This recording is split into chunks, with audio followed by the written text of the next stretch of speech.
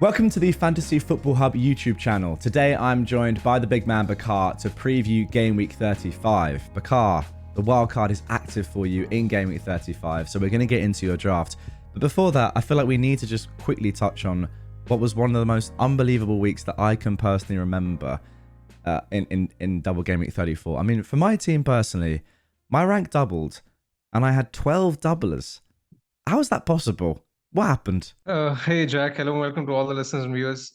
I think I've been playing FPL for 10, 12 years now, and I don't think I recall a game week like this at all. I don't think we'll see a game week like this again because it was so swingy. It was I mad. remember before I remember before when we recorded the previous video, we had a very similar team except for the fact that you had Darwin to my Mateta, and I've Yeah. outscored you by 26 points. Now that is not fair. That is just not fair. I mean, this is one of those weeks where, Ben White's had an all-timer. Pickford keeps a clean sheet against Liverpool, against Forest, and It's a double clean absolutely sheet for Everton. I was just like, what is happening? It's insane. exactly. And then the Palace boys hauling. The variance was crazy. It's basically come down to this that people who free hit it in 29 were expecting to score, let's say, around 50 points, and they ended up on 20. And on this week, people were, they were expected to score around 100 points, and they ended up in excess of 130. Right? Yeah. I see some teams have hit 150 plus, so it's crazy. The swingy nature of this week. But again, it's a complete one-off. I don't think we'll see something like this ever again. I'm just glad I have the wildcard activated, and coming to sort of my week, I kind of survived because I own Mateta. Mm. Before this week, I mentioned in the previous video that this game week was going to be of damage limitation. I'm lucky enough to be in a position where it turned out to be exactly that. I'm likely going to get Zabarni off the bench for Haaland, and I had Mateta over Darwin, which was something I was actually regretting over the previous few weeks because I was really scared of not having a second Liverpool attacker. So I guess I got lucky on that front, and yeah, I mean, when I sort of look at my own score for this week, I was, let's say, 15 or 20 points below par when I compared it to the other free hitters. But when I compare it to people who didn't use the chip, I think I was 20 or 25 Yeah. above par. So I think overall, you've it done was well it for, was for not it using was a chip, to be fair. yeah. So I mean, 105 points. I'll take that. Given the swingy nature of the week, I mean, I could have easily be sitting here on 60 points. Yeah. I mean, with Zabani to come in as well for Haaland, most likely. I mean, that just annoyed me as well. I mean, yeah. I mean, you have Neto as well, but I had Neto Yeah. and then didn't play Zabani because I had 11 better doublers. And they get the clean, but Neto's not playing.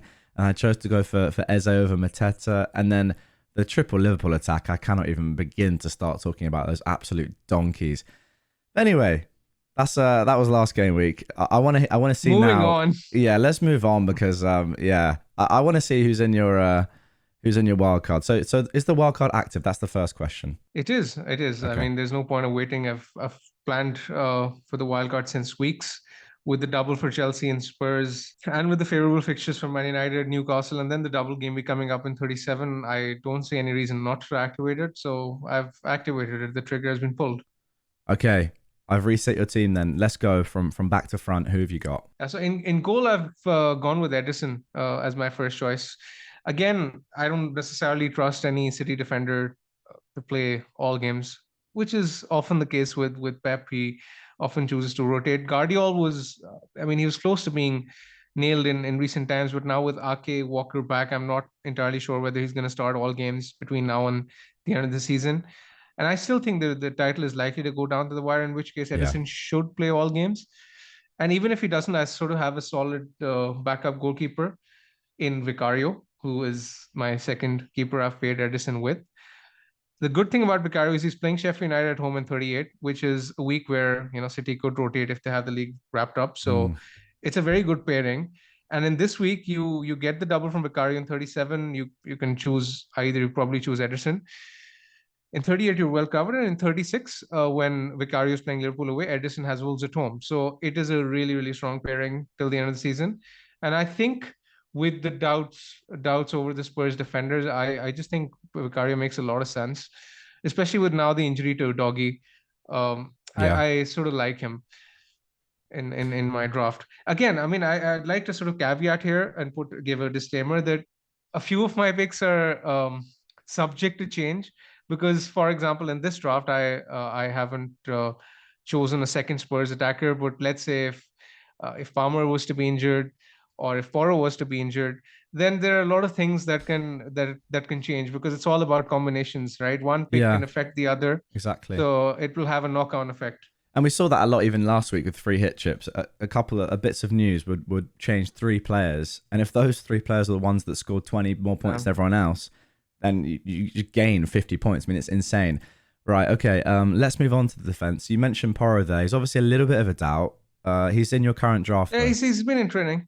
Yeah, okay, he's that's been good news. training. That's good news. So he's expected to start.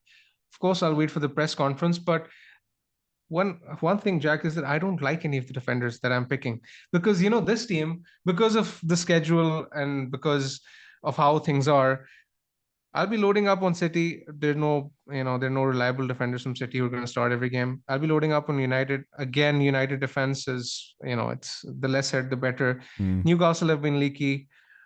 Chelsea, again, extremely leaky.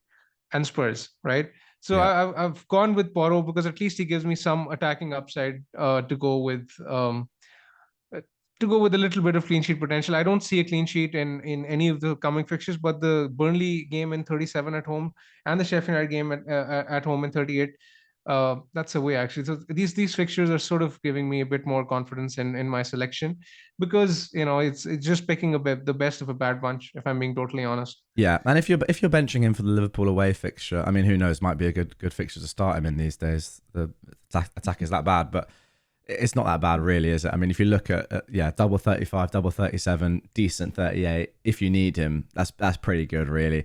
And I think, to be fair, with wildcards, the defense is becoming the most interesting part of all because the attack is not picking itself, but I feel like there's less scope. Like that, there are just some very solid options there that are going to be in a lot of teams, whereas the defense is a bit more, I think, up for debate. So Porro's in.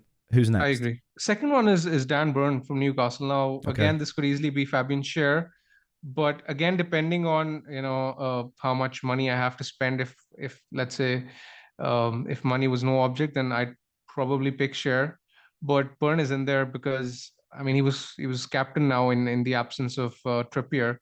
He was captaining the side. I fully expect him to start as a centre back, and he does have a bit of goal threat as well. His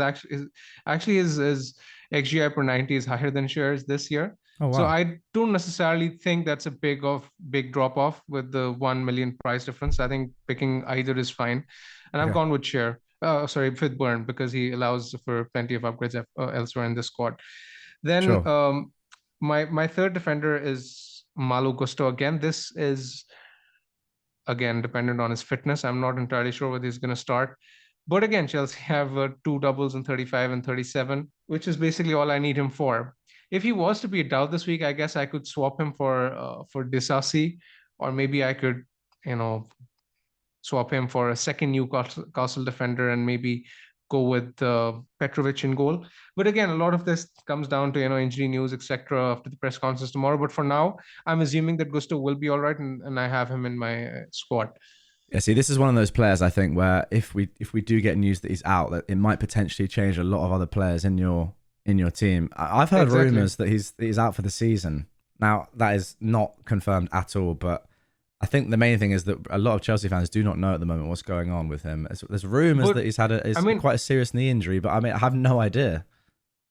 As much of a hassle any injury, especially to an enabler like Gusto or Palmer will be, it's actually good for people who are wildcarding this week because the more chaos, the better, because they're in a position where they can, change their structure around and change their options, while those who don't have the wildcard will be scrambling. But Absolutely. I mean, truth be told, they've gained enough in recent weeks to spend a few points if they have to. It's totally fine. But yeah, I mean, for now I have Gusto. My fourth defender is Gabriel. I bought him cheap early in this season. He just has, a lot of goal threat. When you look at his big chances, he's top for big chances among defenders this season. I don't think the slot in my team is up for debate. Again, Arsenal are comfortably best defense per XG conceded. So statistically, they work really well. The fifth defender is actually one which is up for debate, and it's not someone I'm totally set on, but I think it could be someone like a Dalot from United or second Arsenal defender in White or Saliba. Oh, wow. I mean, yeah, let's talk about Arsenal defense, because we have to caveat that you're bench boosting in Game Week 37. I mean, that's the plan anyway. Yeah. So you would be bench boosting single game week defenders in that fixture away to Man United, which on paper doesn't sound great, but we saw even in the last game week how elite. I mean, guys don't need me to say this. I mean, Arsenal defense is just so elite. Would you double up? Okay. Firstly, I mean, I generally expect United to score in most games at home, and I think this would be one of them. It wouldn't surprise me if Arsenal kept a clean sheet. I mean, they've kept better sides quiet. I mean, you look at their performance that they had to add, it was a 0-0. So they kept a clean sheet there. The main reason for me picking or preferring the Arsenal defense, again, this assumes that money is no object. If money is a problem, I think I'd happily go Dalot over the second Arsenal defender, because there's not much between them, because you get the extra fixture from the United guy. But if money isn't an object, I think I prefer going double Arsenal, because the drop off in playing, let's say, a Dalot or a Saliba in 37, in my opinion, is not as great as the drop off in 36 and 38 that you're going to get by playing the other defenders. So, for example, when you look at the fixtures, Arsenal are playing Everton at home in 36, and they're playing Bournemouth at home in 36 and Everton at home in 38, right? Yeah. So if in these weeks you end up with someone like a Dalot, which is the other option that I'm suggesting, then you'll likely have to, in my current team, then you likely have to play Gusto in 38 at home to Bournemouth, which again isn't the best of fixtures, and Burn in 36 against Burnley away, which again does not inspire me with as much confidence. So overall, over the next 4 game week window, I think the Arsenal defender that combination probably outscores the other combination. Yeah. Even though obviously I'd expect the United defender to do well because of the extra fixture in 37, but because of the Arsenal fixture in 36 and 38, I think overall over the 4 game week window, the Arsenal defender probably wins. That's my... Yeah. No, I think that's very important, the point you're making, that even though you look at like 37 as an individual game week where you're bench boosting and you think, well, why would I not have 15 doublers? It's more like comparing 3 fixtures to 4 fixtures, which obviously is less of a difference, because you have to factor in those outside weeks. So for now, who am I putting in? You can put in Ben White, actually. I think if I was picking an Arsenal defender apart from Gabriel this week, it would be Ben White. I've owned Saliba over the course of the season, but Ben White is definitely more attacking. I mean, I suggested him in the previous video on the free hit. So it's not a case of recency bias that, White has just done well and has just smashed it in recent weeks, so I'm going for them. It's just because he's a bit more attacking. And when, I picked Saliba in game week 12 early in the season, the reason at that point of time for picking him over White was, his consistency of starts. But now I think White has played well enough, and with no Champions League for Arsenal, I just think he's going to start every game till the end of the season. So I don't necessarily see a reason of going Saliba over him. No, I just think White is the better option. I sold Saliba on my wildcard, just looking for price rises. I sold him even though I'd got a lot of money, invested in him, because I'm so sure that there's no way that Saliba would be in my team. If I was going to go double Arsenal defense, it would be White as that second one, and Gabriel, of course. Okay, so moving on to the midfield, my friend. Let's just start with the players that are nailed, because we probably don't need to talk about them too much. Palmer as well, back in training this morning, it's worth saying. So looks like he'll be fit for the next game. Was just out with a cold. Okay, if Palmer is back, I think Palmer picks himself. I mean, if he's available, he's actually the best captain this week, if he's fit and available. But if he's not, then I think I'll swap to Son because of the double. But if he's fit and available, I think I'll go Palmer. Okay, let's talk about that quickly. Yeah, let's talk about that now. Really? You think Palmer's a better captain than Son this game week if both are fit? I think so, yeah. Okay. Wow. Just because, the fixtures are slightly better from an attacking point of view. For example, I won't be surprised if let's say Son blanked against Arsenal, but I think Palmer has more of a chance of delivering in each of the 2 games that he has. Aston Villa away, I don't really trust the Villa defense for clean sheets. I think Chelsea score in that one, at least one. once. And then Spurs, I am pretty sure they're going to score at home against Spurs as well. So overall, looking at the fixtures, I like Palmer more. Okay. Coming to the other nailed options, I think Son is nailed, obviously, because of the doubles that Spurs that have coming up. Yeah. Foden, again, similar reason, going to be nailed. His form has performed well. I have no problems over his expected minutes. I have no doubts. Again, good fixtures. Wolves at home next week as well. Nottingham Forest this week. And then the double in 37. Then and they're out of the Haaland Champions again, League as well now. Exactly. Haaland again, assuming that he's fit. Let's say even if he's out this week, the front eight that I've picked are good enough to cover for his absence. So let's say if he's a doubt or if he's out for a small period, I'm happy leaving Haaland on the bench. So I'm definitely going to pick Haaland in that case as well, unless we get any concrete news that it's a long-term injury, right? Okay. And of course, he's going to be the standout captain in 36. So I like the option of picking him. Isak again, double in 37. Sheffield United at home this week. Enough of a reason to pick him. Wilson is back, but I don't see Isak dropping out given how well he's been playing.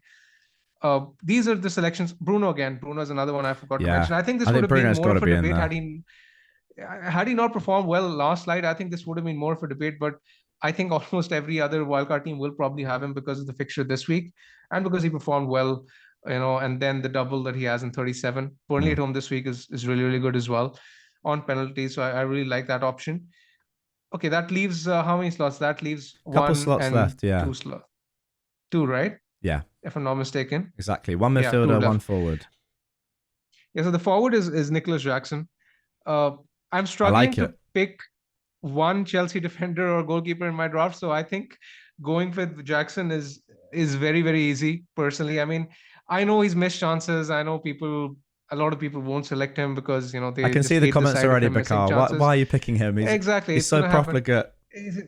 Exactly, he's another Darwin, but we should keep this in mind that despite the chances that he's missed, when you look at his actual goal and assist tally over the season, he's averaging nearly a goal or assist every 2 games, which is fine. I mean, if he gets me a return in 2 games, that's fine. I don't necessarily mind it. And again, with the fixtures for Chelsea, I don't necessarily see a reason to go against. Had the Chelsea defense been more appealing, I would have been more tempted to go with double defense and Palmer, but with them not really looking as very exciting options, I think Jackson is someone I really, really like. Sure. The final midfield slot is, I mean, it's slightly up for debate because let's say if I, if there's any injury, etc., or if I choose my combination, I think this will probably be the midfield slot that I sacrifice and go with a second Spurs attacker, let's say Maddison or Brennan Johnson. But for now, I have Gordon in place. The reason for picking Gordon is I just think he's a boring pick, but he has Sheffield United at home. Then he has a double in 37. In the absence of Trippier, he's on set pieces. He just ticks a lot of boxes. I mean, he's nailed. Another thing is that, when you look at the Newcastle fixtures in 37, they're playing Brighton at home and Man United away. I don't see a single clean sheet in that fixture, in that game week for Newcastle. I think United will score as well. Brighton will score as well. So you'd want double Newcastle attack. That would be the preference in the double. So I like the option of picking Gordon over, the second Newcastle defender. So yeah, that sort of completes my draft. I'm hoping I can sort of tap into some positive variants like the people who free hit it this week. I mean, it's long overdue. But yeah, I mean, I guess this team sort of sets me up well for the bench boost as well. And it's a team which I've made with no real planned transfers in mind. So I'm hoping it should work well. Yeah, importantly that you say that because Foden is in there, for example, single game week. You might be thinking, could I get a Maddison or a Johnson or someone like that to really attack the doubles? But for 37, you're going to want Foden in.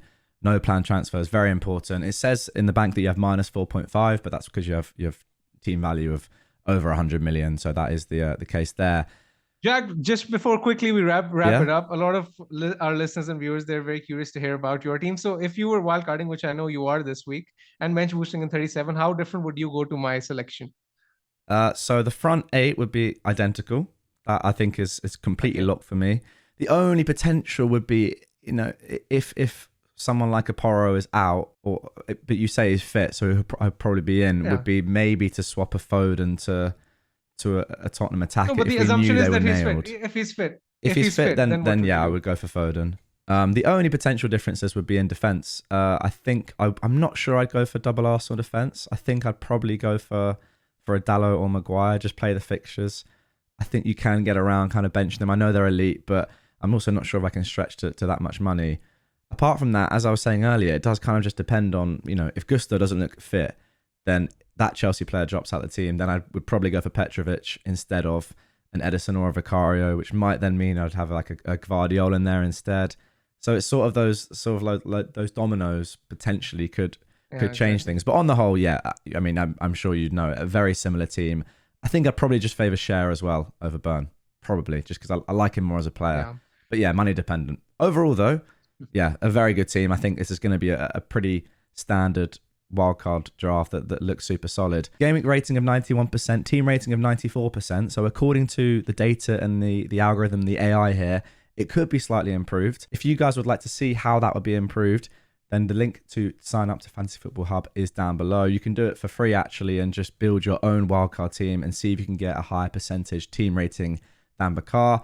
Then there's also the AI team right here, and you can see the very best team according to the data for Game Week 35.